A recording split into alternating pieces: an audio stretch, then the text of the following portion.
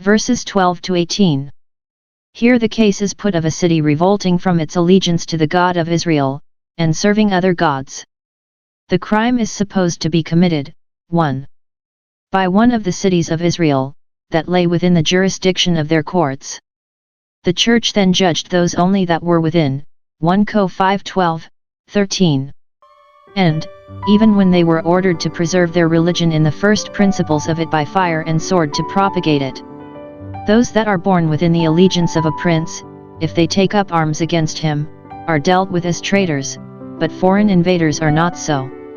The city that is here supposed to have become idolatrous is one that formerly worshipped the true God, but had now withdrawn to other gods, which intimates how great the crime is, and how sore the punishment will be, of those that, after they have known the way of righteousness, turn aside from it. 2 Pt 2:21.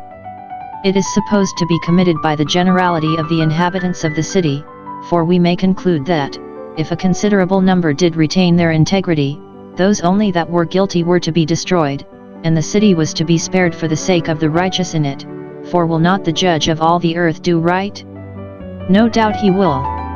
They are supposed to be drawn to idolatry by certain men, the children of Belial, men that would endure no yoke, so it signifies, that neither fear God nor regard man, but shake off all restraints of law and conscience, and are perfectly lost to all manner of virtue. These are those that say, let us serve other gods, that will not only allow, but will countenance and encourage, our immoralities. Belial is put for the devil, 2 Co 6:15, and the children of Belial are his children. These withdraw the inhabitants of the city, for a little of this old leaven, when it is entertained, soon leavens the whole lump. The cause is ordered to be tried with a great deal of care. v. 14. Thou shalt inquire and make search. They must not proceed upon common fame, or take the information by hearsay, but must examine the proofs, and not give judgment against them unless the evidence was clear and the charge fully made out.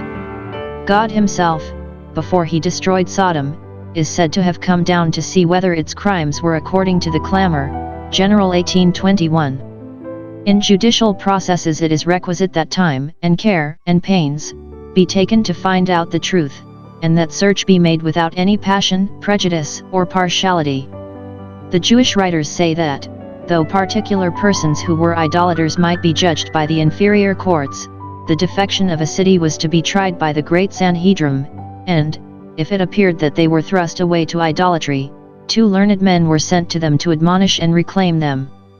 If they repented, all would be well; if not, then all Israel must go up to war against them, to testify their indignation against idolatry and to stop the spreading of the contagion.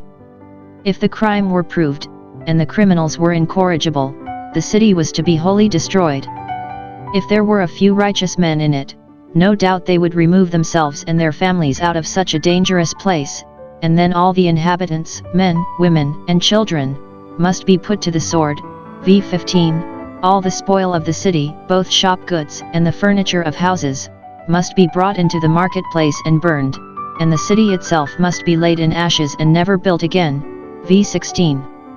The soldiers are forbidden, upon pain of death, to convert any of the plunder to their own use. v. 17. It was a devoted thing, and dangerous to meddle with, as we find in the case of Achan. God enjoins this severity of show what a jealous God he is in the matters of his worship, and how great a crime it is to serve other gods.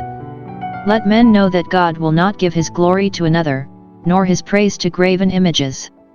He expects that magistrates, having their honor and power from him, should be concerned for his honor, and use their power for terror to evildoers, else they bear the sword in vain.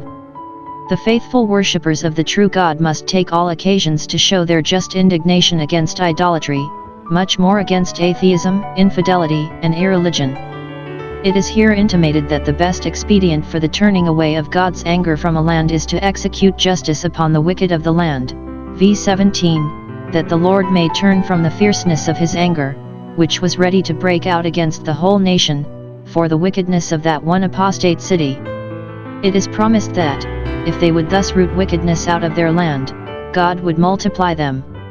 They might think it impolitic, and against the interest of their nation, to ruin a whole city for a crime relating purely to religion, and that they should be more sparing of the blood of Israelites.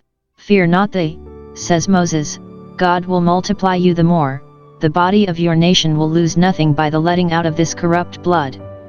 Lastly, though we do not find this law put in execution in all the history of the Jewish Church, Gibeah was destroyed, not for idolatry, but immorality, yet for the neglect of the execution of it upon the inferior cities that served idols God himself, by the army of the Chaldeans, put it in execution upon Jerusalem, the head city, which, for his apostasy from God, was utterly destroyed and laid waste, and lay in ruins 70 years.